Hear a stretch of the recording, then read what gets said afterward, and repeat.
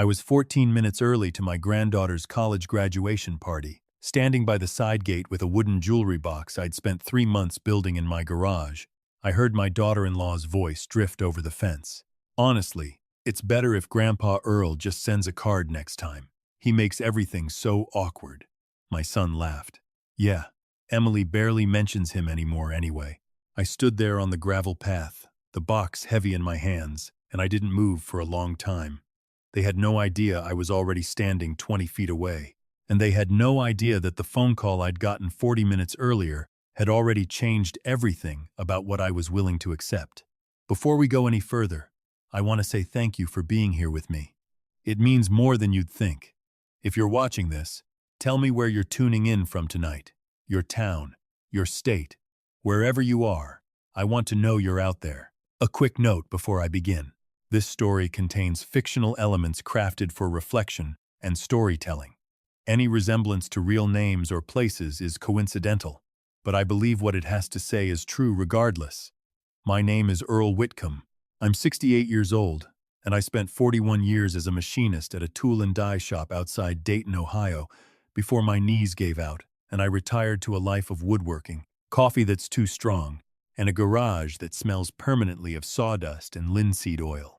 I raised one son, Bradley, mostly alone, after his mother, my wife Carol, died of ovarian cancer when he was 19.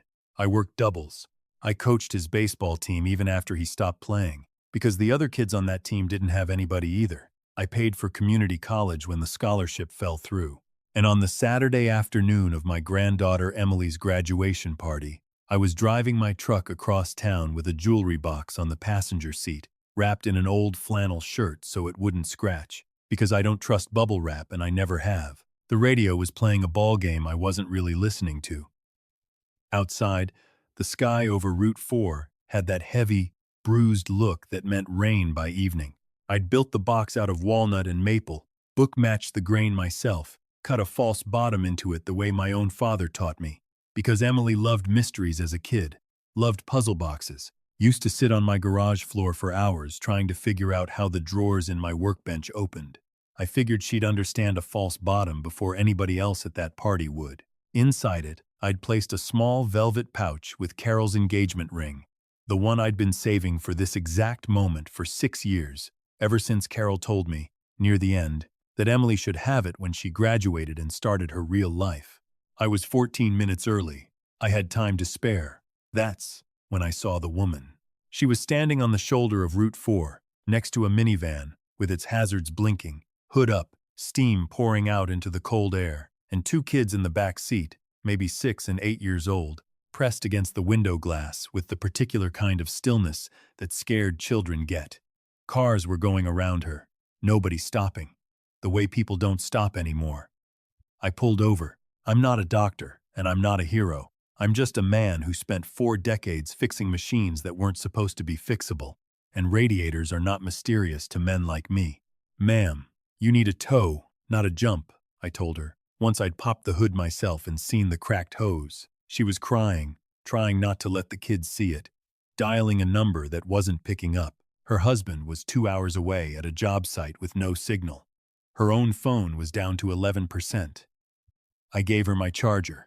I called the tow company Wade at Higgins Auto used to run before he sold it, called in a favor, told them there were kids in the car, and got them to move her to the front of the line. Then I sat with her on the guardrail, in the cold, until the truck arrived, because leaving a woman alone on a highway shoulder with 2 frightened children isn't something I know how to do, not after the year my own mother spent doing exactly that when I was young, back before anybody had a phone to call at all.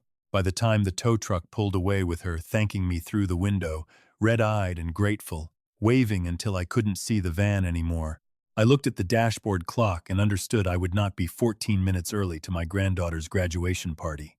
I would be 41 minutes late. I drove the rest of the way with the jewelry box sliding gently against the seatbelt every time I took a curve, and I didn't mind the lateness. Not really, because some things matter more than a clock. I parked on the street, because the driveway was full of cars I recognized and a few I didn't, walked up the side path toward the sound of a speaker, playing something upbeat, a banner that said, "Congratulations, Emily," strung between the porch posts, and that's when I heard my daughter-in-law's voice through the wooden fence gate, clear as anything, the way voices carry on a still afternoon when people think they're only talking to each other. Honestly, it's better if Grandpa Earl just sends a card next time. He makes everything so awkward. Yeah, Emily barely mentions him anymore anyway. I stood there holding a box I'd spent 3 months of evenings, sanding and fitting and finishing, holding my dead wife's ring, having just spent 40 minutes helping a stranger, because that's what you do, and I listened to my son agree that I made things awkward. I want to tell you that I felt anger first. I didn't. I felt something colder and older than anger. I felt the particular stillness of a man finally seeing a room clearly for the first time after years of only seeing it through the fog of his own hope. I want to back up now, because to understand why those two sentences hit the way they did, you have to understand what came before them, the 6 years that built the road to that fence. After Carol died, Bradley took it hard, and I understood that, because I took it hard too.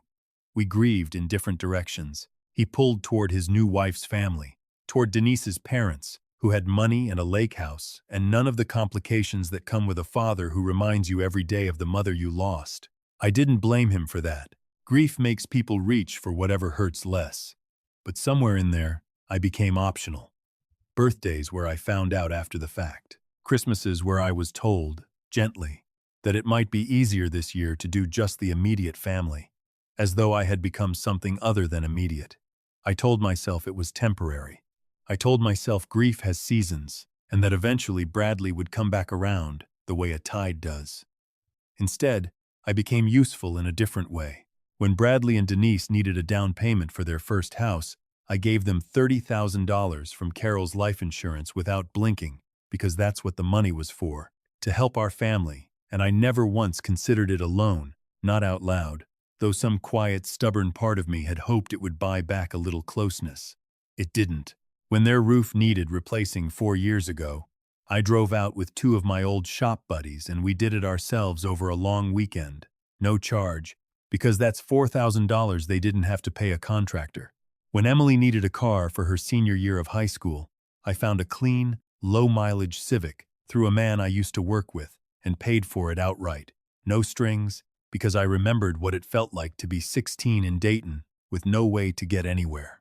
Each time, I told myself, this was what fathers did, what grandfathers did, and each time, the thank you got a little shorter, a little more automatic, until it wasn't really a thank you at all anymore, just an acknowledgement, the way you might acknowledge that the mail arrived.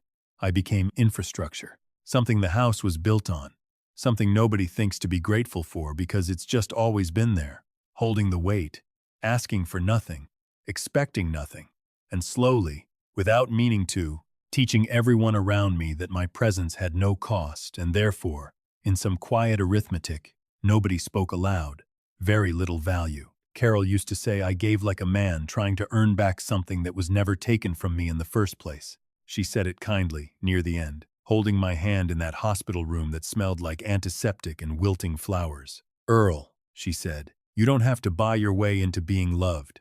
You already are." I didn't understand what she meant then. Standing at that fence 6 years later, I understood it completely, and it broke something loose in me that had been holding on far too tightly for far too long. I want to tell you about the moment itself, because I've turned it over so many times since that I can see it now almost from outside my own body, like I'm watching a man on a porch instead of being him. I opened the gate. The party noise hit me all at once. Laughter, someone's dog barking, Emily's friends clustered near the dessert table, Denise's parents in their folding chairs looking pleased with themselves the way they always did, Bradley standing near the grill with a beer in his hand, mid-laugh at whatever he'd just said about me. He saw me first.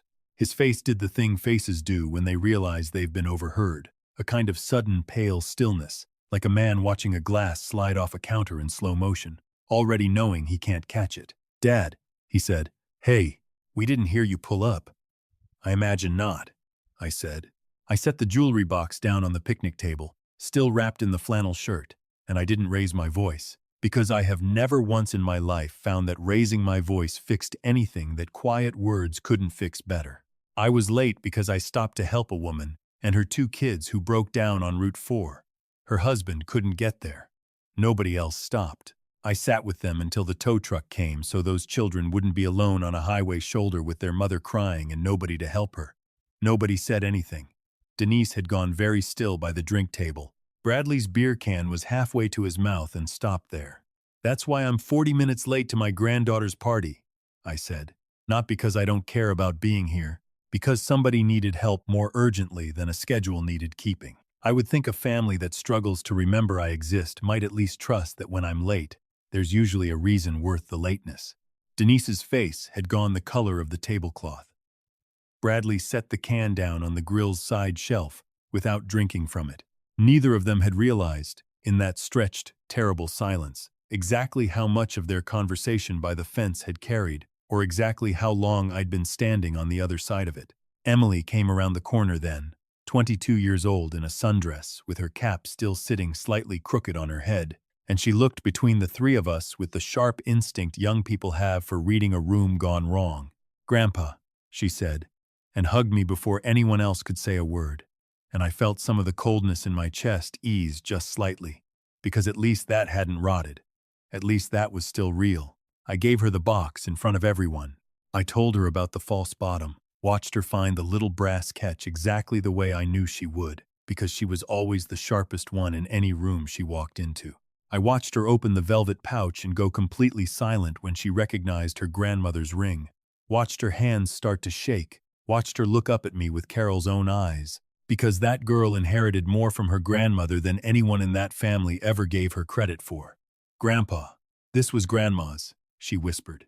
"It was," I said. "She wanted you to have it when you graduated and started building your own life. She talked about this exact day for years before she got too sick to see it. I've been carrying it around in my truck for 6 years waiting for you to be ready, and I think today you're ready," she cried. I won't pretend I didn't too, a little. Though I've never been a man who does that easily or in front of a crowd. Behind her, I watched Bradley's face do something complicated, something between shame and grief, and the dawning understanding that he had built a version of his own father in his head that had almost nothing to do with the man standing in front of him. A version that was easier to dismiss, easier to schedule around, easier to make small. I didn't stay long after that. I stayed long enough to see Emily open her other gifts, long enough to eat one plate of food standing up because I never did care for folding chairs, long enough to hug my granddaughter one more time and tell her I was proud of her, prouder than words were built to carry. Then I told them I had somewhere to be, which was true, though not in the way they assumed. Bradley walked me to my truck. He stood there in the driveway with his hands shoved in his pockets, looking younger than his 38 years, looking, for just a moment, like the boy I used to drive to baseball practice at 6 in the morning, before either of us had really woken up yet. "Dad," he said, "what you heard, that wasn't I didn't mean." "You did mean it," I said, not unkindly. "Maybe not cruelly, but you meant it. In the way people mean things they've stopped examining because examining them is uncomfortable. I'm not angry at you, Bradley. I want you to understand that clearly. I love you. I have loved you since before you could talk, and I will love you until I can't anymore. But I am done being a man who makes himself smaller so other people can feel bigger without noticing the cost." He didn't say anything.